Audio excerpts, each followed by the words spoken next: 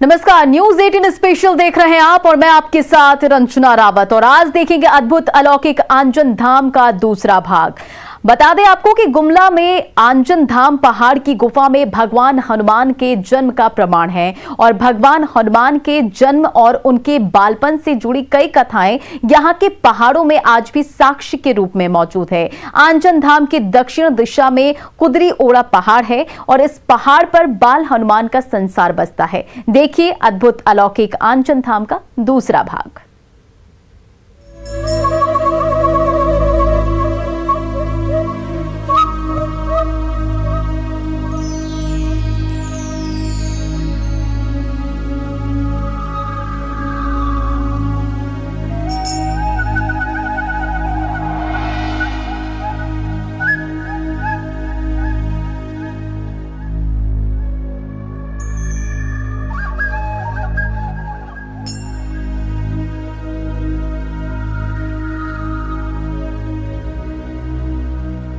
गुमला की आंजन पहाड़ की गर्भ गुफाएं भगवान हनुमान के जन्म स्थल का प्रमाण है। भगवान हनुमान का बचपन इन्हीं पहाड़ों पर बीता।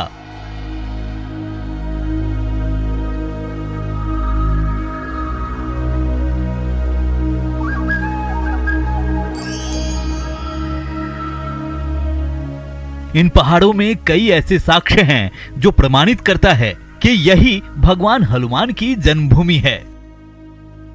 आंजन पहाड़ के दक्षिणी हिस्से में कुदरी ओड़ा की पहाड़ियां हैं। कुदरी ओड़ा की पहाड़ी महाबली हनुमान की जन्मस्थली वाली गुफा के ठीक सामने है। इन पहाड़ों और जंगलों में मां अंजनी की रोजमर्रा की जिंदगी और उनकी दिनचर्या से संबंधित रोचक कथाओं का संसार बसा है।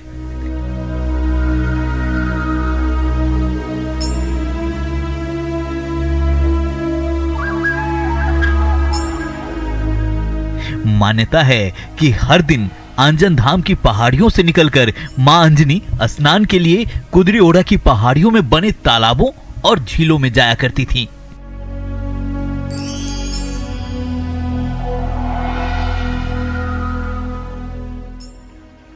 ऐसी मान्यता है कि इन पहाड़ों में 365 तालाब, 365 महुआ का पेड़ और 365 शिवलिंग थे। हर दिन मां अंजनी अलग अलग महुआ के पेड़ का दातून इस्तेमाल करती, तालाब में स्नान करती और फिर शिवलिंग पर जलाभिषेक करती।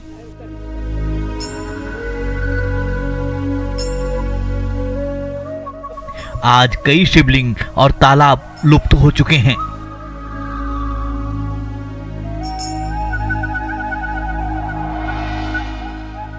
हालांकि आज भी 45 तालाब, 45 महुआ का पेड़ और 45 शिवलिंग का साक्ष्य मौजूद है।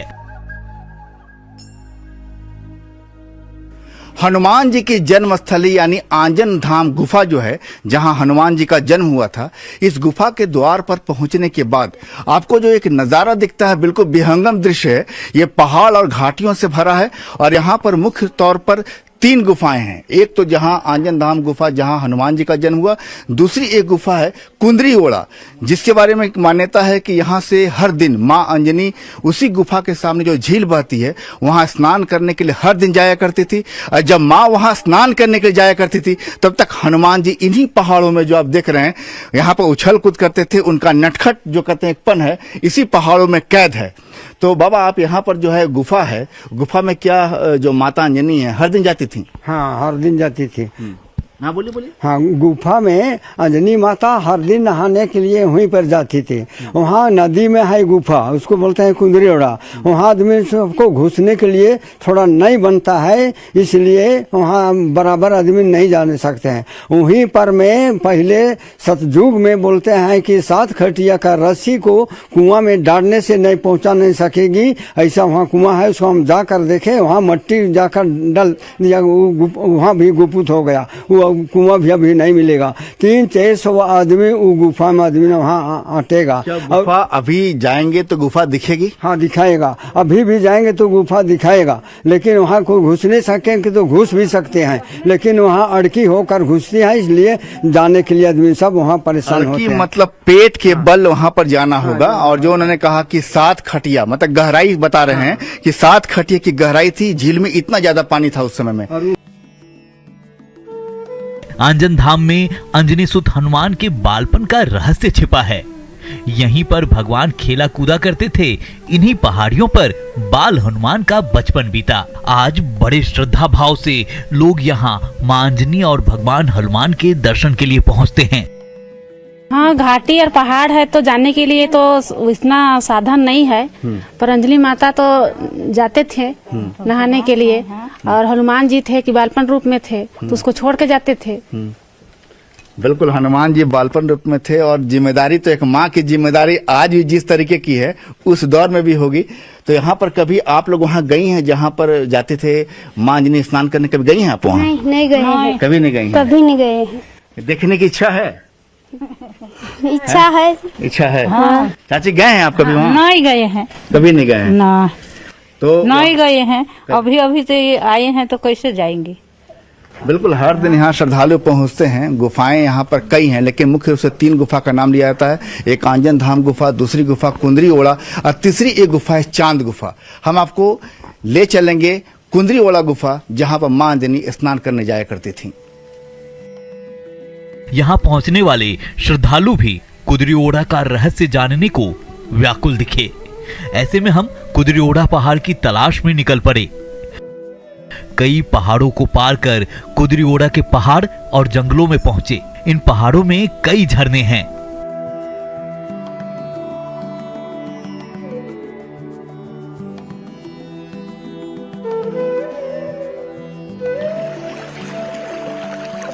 जिसका पानी आज भी शीतल और स्वच्छ है। दुर्गम पहाड़ों और जंगलों को पार करना यहाँ बेहद मुश्किल है, क्योंकि पथरीले रास्ते और घने जंगल की वजह से कई बार रास्ता भटकने का खतरा रहता है। आखिरकार हम कुदरी ओड़ा पहुंच गए। हम इस समय मौजूद हैं अंजनी पहाड़ के दक्षिणी हिस्से में, जिसे कुंदरी ओड़ा के नाम से जाना जाता है। बेहद शीतल जल है और ऐसी मान्यता है कि इसी शीतल जल में हर दिन मां अंजनी स्नान करने के लिए यहाँ आया करती थी और उस समय हनुमान जी अंजनी पहाड़ पर ही होते थे। लेकिन एक ऐसी भी मान्यता है कि जब मां अंजनी यहाँ आती थी तो जिस तालाब में एक बार स्नान करती थी, फिर अगले दिन दूसरे तालाब में स्नान करती थी। हमारे साथ एक ग्रामीण है। ये जो धारा आ रही है कहाँ से आ रही है? गानी से या कुंदरी ओड़ा से इधर सीधे निकल जाता है आंजन होत के खटवा नदी। बिल्कुल, यहाँ के स्थानीय लोगों की धारा के प्रति काफी आस्था है और ऐसी मान्यता है कि इस तरह 365 धाराएं, जिन्हें आप तालाब भी कह सकते हैं, वर्तमान में 365 महुआ के पेड़ और 365 शिवलिंग हुआ करते थे, जिनकी वर्तमान में संख्या घटकर 45 रह गई है। इतिहास साक्षी है, लोग देख भी रहे हैं और हनुमान जी को साक्षात उनके एहसास को महसूस भी कर रहे हैं। कैमरामैन अमित के साथ संजय कुमार सिन्हा, न्यूज 18, आंजन धाम गुमला। चांद पर लगे दाग से जुड़ी भी कई पौराणिक मान्यताएं हैं और एक मान्यता है कि आंजन धाम से भी जुड़ी हुई है, जिसका प्रत्यक्ष प्रमाण आंजन धाम से दूर एक दूसरे पहाड़ पर देखा जा सकता है। चांद की तरह दिखने वाला ये पहाड़ आज भी श्राप भोग रहा है। आखिर क्या है श्राप की कहानी? देखिए अद्भुत अलौकिक आंजन धाम।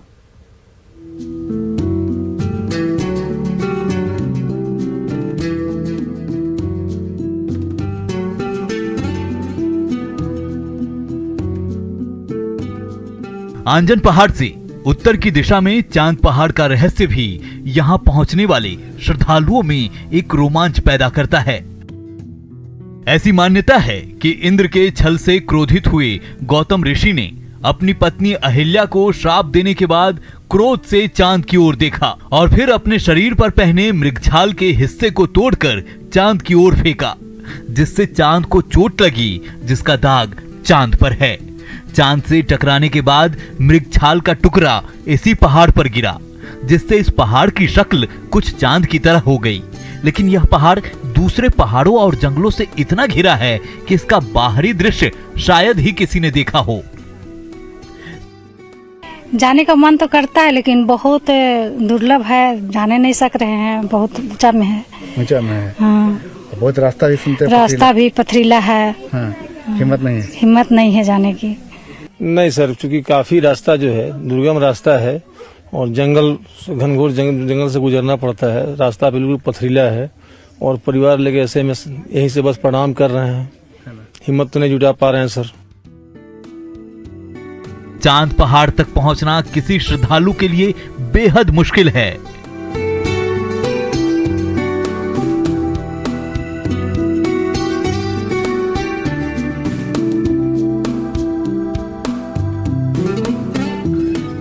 क्योंकि ना तो यहां तक जाने के लिए कोई रास्ता है और ना कोई ले जाने वाला। हालांकि हमने आंजन धाम के स्थानीय पाहन से वहां चलने की गुजारिश की। आंजन धाम पहाड़ के रहस्यमय इतिहास का एक पन्ना है चांद गुफा। इस गुफा का भी अपना एक इतिहास है। ऐसा माना जाता है कि गौतम ऋषि ने जब श्राप दिया अपनी पत्नी अहिल्या को, उस समय चांद ने गलत समय बताया था गौतम ऋषि को, और भगवान जो इंद्र हैं उन्होंने अहिल्या के कमरे में प्रवेश किया था, जिसके बाद गौतम ऋषि ने मृग छाल जो उन्होंने पहन रखे थे उसी का एक हिस्सा तोड़कर चांद को मारा था। और वो जो चांद को मारा था तो चांद को जो चोट लगी उसका एक निशान चांद गुफा में है। तो हम आपको लिए चलते हैं चांद गुफा के दर्शन के लिए।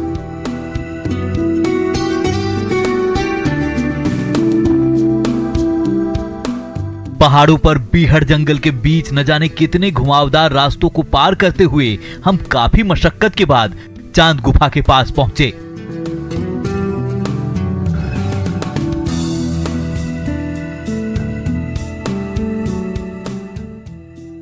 बीहड़ जंगल के पहाड़ियों के बीच मौजूद इस गुफा के पास समतल स्थान बेहद कम है, लिहाजा यहाँ पर बहुत ज्यादा लोगों के खड़े रहने की जगह नहीं है। नीचे गहरी खाई है। चांद पर्वत पर दरअसल 2 सकरी गुफाएं हैं, जहां थोड़ी दूर तक तो इंसान घुस सकता है, लेकिन उसके बाद मुमकिन नहीं है।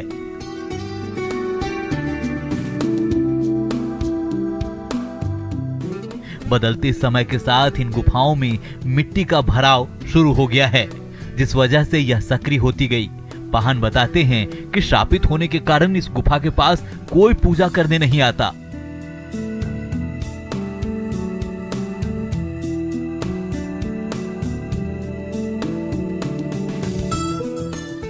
लेकिन सिद्धि प्राप्ति और झाड़ फूक में भरोसा रखने वाले लोग यहाँ कभी कभार जरूर पहुंचते हैं।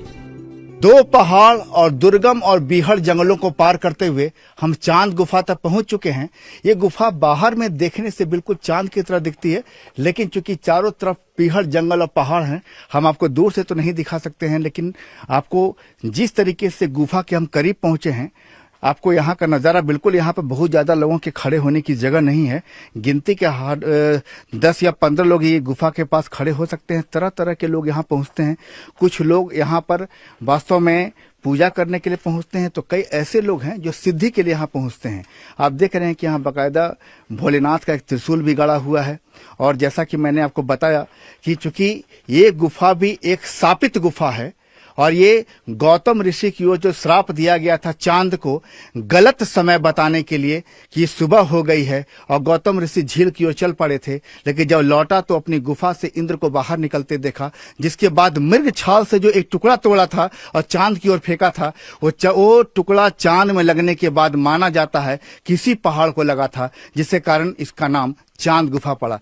यहाँ पर 2 गुफा भी है, काफी गहरी गुफा है, लेकिन माना जाता है कि समय के साथ इसमें मिट्टी भरती गई, और मिट्टी भरने की वजह से हालांकि गुफा काफी संकरी हो गई है, लेकिन ये गुफा कहाँ जाकर खुलती है, कहाँ मिलती है, कोई नहीं जानता। कुछ लोग घुसने का प्रयास भी करते हैं तो बहुत ज्यादा दूर तक तो नहीं जा पाते, 10 या 15 फीट की गहराई तक ही लोग जा पाते हैं। अच्छा, यहाँ पर जो चांद गुफा है, वास्तव में यहाँ पर लोग पूजा करने के लिए आते हैं। बहुत ही रोमांचक कह सकते हैं, रहस्य से भरी गुफा है। ये तो रहस्य से भरी गुफा है और बहुत ही माने कम लोग यहाँ पहुँच पाते हैं, बहुत ही कम लोग पहुँच पाते हैं। और यहाँ का आस्था के अनुसार जो भी मन्नत होता है, जो भी अति होता है, वो पूरा होता है। माता अंजनी से सभी गुफाएं रिलेटेड है। बाल को हम देख रहे हैं, क्या है? जट है क्या? जट है, ये माता का महिमा है। माँ ने ये जट हमको दिया, सपन में दिखाया, एक रात में इस तरह बांधने के लिए। फिर 2 दिन के होते होते पूरा इसको दोनों तरफ से भागा करके ये पूरा ऐसे बना दी नींद में। तो देख सकते हैं कि कुछ चीजों को विज्ञान से तोलना भी गलत होगा। गौतम ऋषि के श्राप से माता अहिल्या को मुक्ति दिलाई भगवान श्री राम ने, शिला से मूल रूप दिया। उसके बाद मां अंजनी को शिव अवतार में भगवान शिव ने खुद उन्हें श्राप से मुक्त किया और गर्भ में भगवान हनुमान आए, लेकिन चांद गुफा को आज भी श्राप से मुक्त होने का इंतजार है। कैमरामैन अमित के साथ संजय कुमार सिन्हा, न्यूज 18, चांद गुफा, गुमला। आंजन धाम की पहाड़ियों की गोद में बसा है आंजन गांव। कहते हैं इस गांव से माता अंजनी और बाल हनुमान का गहरा रिश्ता है। बात रामायण काल के दुर्लभ मूर्ति की हो या फिर गांव में बिखरे पड़े शिवलिंग की, यहां आज भी उस काल के साक्ष्यों का संसार मिलता है। ये रिपोर्ट देखिए।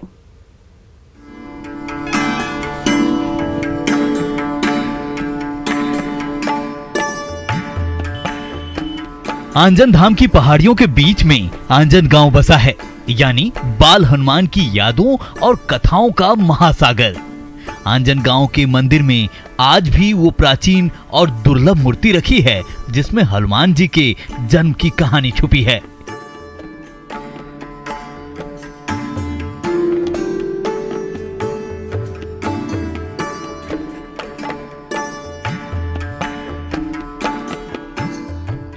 हालांकि इस दुर्लभ मूर्ति को हमेशा कपड़े से ढक कर रखा जाता है।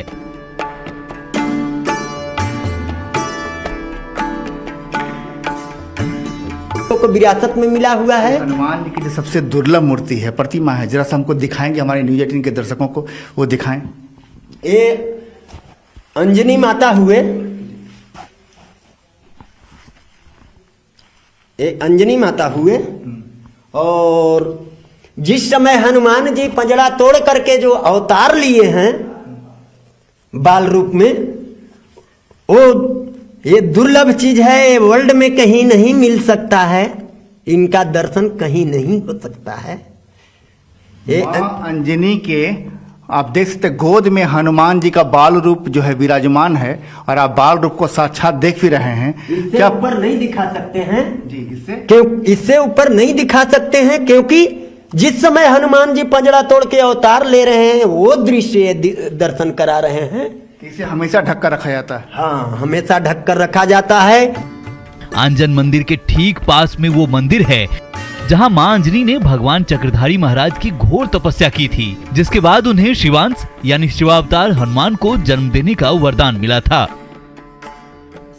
सामने एक ऐसा मंदिर है जहां माना जाता है कि यहीं पर मां अंजनी ने चक्रधारी महाराज की घोर तपस्या की थी, जिसके बाद उनसे कहा था कि हे चक्रधारी महाराज, मुझे अपने जैसा ही प्रतिभाशाली और एक ऐसा कहा तमाम गुणों से युक्त, जो गुण आप में हैं उसी गुणों से युक्त मुझे पुत्र दीजिए। जिसके बाद भगवान शिव प्रसन्न हुए। पंडित जी, इसकी महत्ता क्या, जरा बताएं इनके बारे में। भस्मा को वरदान दे करके और जान बचा के शंकर जी भाग के लुकाए थे, तो विष्णु भगवान को मोहिनी रूप बना करके भस्मा को भस्म करना पड़ा था। जब भस्म होता है तो विष्णु भगवान बोले कि आप ऐसा अड़भंगी हैं महाराज की, अपने वरदान दे करके और अपने जान बचा के भागल चल रहे हैं, चलिए बाहर आइए, भस्म हुआ। जब शंकर जी बाहर निकले थे तो मोहिनी रूप पर जब नजर पड़ा था तो उनका बीज स्खलन कर गया था। वो बीज को एक पुटक दोना, पुटक माने पत्ता होता है, पत्ता का दोना में रखा गया था, जो पूरे त्राही त्राही मच गया। तो बड़े बड़े ज्योतिष ऋषि मुनि को बुलाया गया, उन लोगों ने अपना वो दिखाया गया, तो उसमें यही प्रमाण आया कि इस बीज को अगर समुद्र में डाल दिया जाएगा तो समुद्र सूख जाएगा, पृथ्वी में डाल दिया जाएगा तो पृथ्वी जल जाएगी, और किसी नारी में कोई ताकत नहीं है जो इस बीज का भार को थमन कर सके। एक ही नारी है जो गौतम ऋषि की पुत्री अंजना उग्र तपस्या आशुतोष शिव का कर रही है, वही इस बीज को भार को थमन कर पाएगी। तो ब्रह्मा विष्णु महेश तीनों स्वयं यहाँ आए हैं, और इसी स्थान में अंजनी माता को गुरुमुख किया गया था कान द्वारा, बांस के ठोंगी द्वारा। तो शंकर जी का बीज था, कान द्वारा फूका गया था, पवन महाराज का अंश हो गया, और यहाँ का राजा केसरी नामक बानर हुआ करते थे, लालन पालन केसरी जी का किए, इसलिए वो केसरी नंदन कहलाए। बिल्कुल।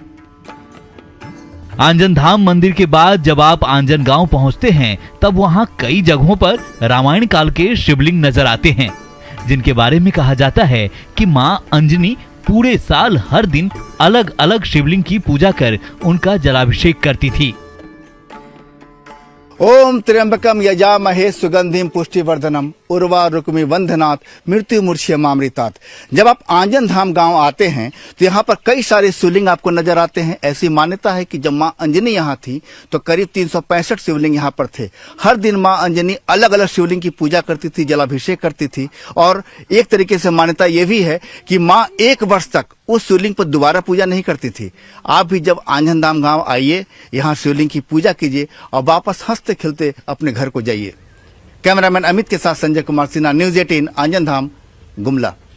और इस खास पेशकश में इतना ही। बने रहे आप न्यूज 18 बिहार झारखंड के साथ।